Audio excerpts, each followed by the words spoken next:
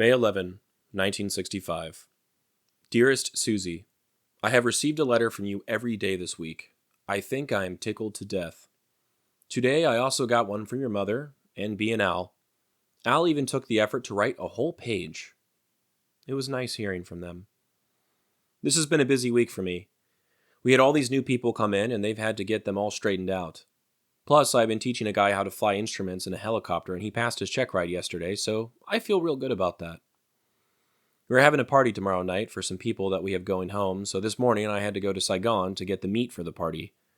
When I got back, everybody had moved out to Ben Hoa, where those 5 Americans were killed today. They won't be back until tomorrow, so I am all alone here tonight. I called Sandy while I was in Saigon, but I didn't have time to get to see him. Charlie and Doll are getting along as ever. Tell the boys that I still plan to bring them home. I love you all and miss you very much. Sincerely, Bill. The following is the next part of a piece I wrote titled Fish, Pharmaceuticals, and Phil. I won't give much context. I hope you can piece it together on your own. I'll continue to provide parts during this month when there are days which have less to talk about. As with most everything else in this project, this is deeply personal and meaningful to me. I hope you enjoy. After hearing about each individual situation of each kid, I felt like I was being baited into a sob story. Mainly by Tim's tone, which sounded sort of like when someone says, "Oh, I've got one for you," or "Get this." I allowed them to lead the conversation wherever they wanted, and eventually just plainly asked, "What about their fathers?" They explained that Kid 1's father was a deadbeat who lived in North Carolina now and didn't want to have anything to do with him. At least he didn't, until he found out that he could have full custody of his son without any chance of Jessica taking him back. Kid 1's father was ecstatic and agreed. Up until that point, Jessica had told the oldest 2 that they had the same dad and that he was dead. Kid 1 was told by the caseworkers that his dad was still alive and that he would, after all, get to go live with him. This changed his whole demeanor for a few days. That is until a week later when his dad got in a car accident and died for real. I can't imagine what that did to Kid 1's trust in the caseworkers or his mother. The story about Kid 2's dad was true. He was dead. He killed himself in prison after getting convicted for maybe pedophilia? As Tim and Lisa understood it, the guy had touched one of his other kids? Maybe? Kid 2 didn't know about her dad or the existence of many half-siblings. The 2 youngest kids had the same dad, and he was, to no surprise, also a deadbeat, but had a house in town where Jessica lived with her family. The 2 of them had their problems, but he did tell Tim and Lisa multiple times that he really loved Jessie. One day, when Jessica was up in Orlando with the baby, and before Kid 3 was given to the foster family, he was mowing the lawn in the hot Florida sun. He went to get a drink of water and died from a heart attack in front of Kid 3. I took the bait, and it did not disappoint. The story for every kid's father was pretty tragic. They really had no one. Their grandparents were dead. Who knows about the grandparents on the father's sides? Their fathers were dead, and it was clear that their mother would pretty much never get things together. The 4 kids were drastically in need of intervention from the state. If our social safety nets, child protective services, and departments of children and family existed for one purpose, this pretty much seemed like it.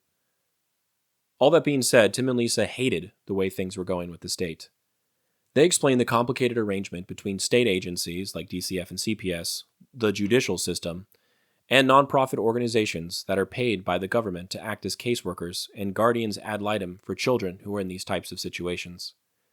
To my understanding, the state makes the laws and handles the legal side of things as they occur between children and their parents or families.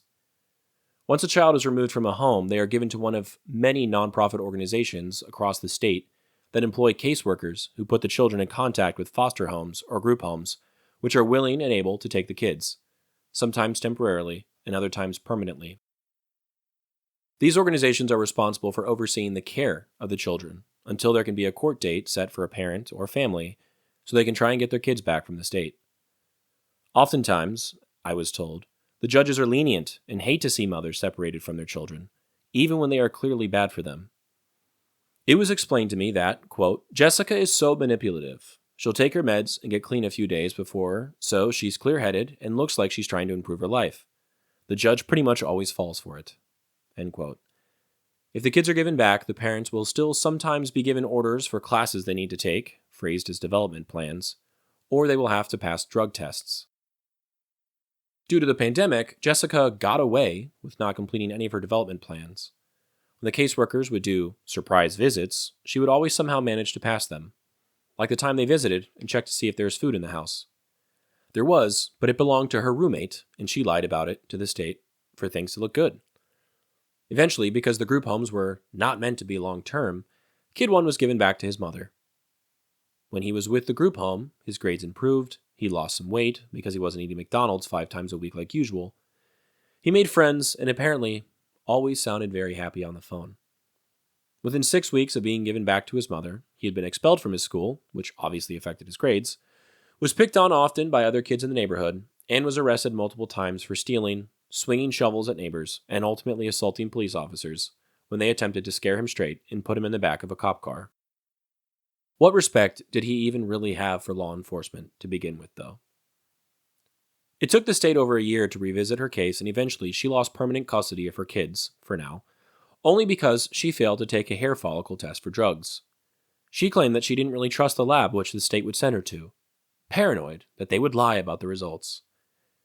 Kid 1 was taken to another group home, but keeps getting arrested and hasn't improved much.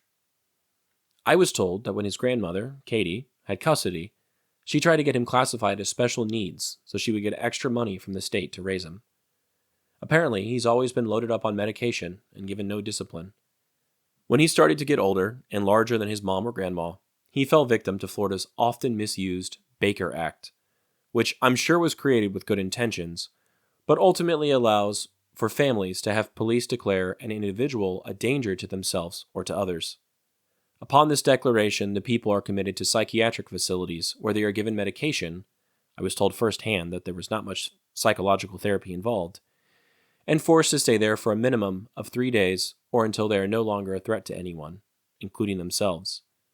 The oldest had been Baker acted over 5 times before the age of 13, which probably was the cause for his mistrust of law enforcement, besides seeing them arrest his mom and her boyfriends often, and his erratic behavior. Whatever good intention the law was created with seemed to vanish in attempts to help children like these. Please stay tuned this month for the next few parts of Fish, Pharmaceuticals, and Phil. The photo I chose for today could be of some of the new guys coming in. They are clearly walking down the main avenue at the base with the flags. They are holding up large sacks, which could be laundry or could be all of their things. Who knows?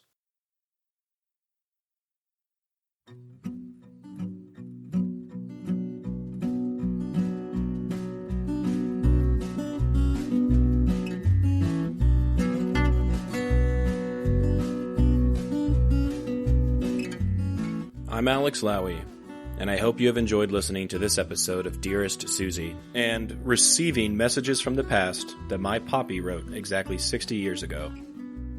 I sincerely appreciate your time and interest. Please consider following the podcast on your preferred platform, and if you're enjoying it, I kindly ask that you take the time to rate the show and leave a review. Also, please follow the project on YouTube, X, and Instagram. All likes, comments, shares, and reviews will help grow the reach of this story. The links for these things should be in the description of this episode. Please feel free to email me at dearestsuziepodcast@gmail.com if you have anything you'd like to say. I'd love to chat or to hear about your stories as well. Thank you for listening, and God bless.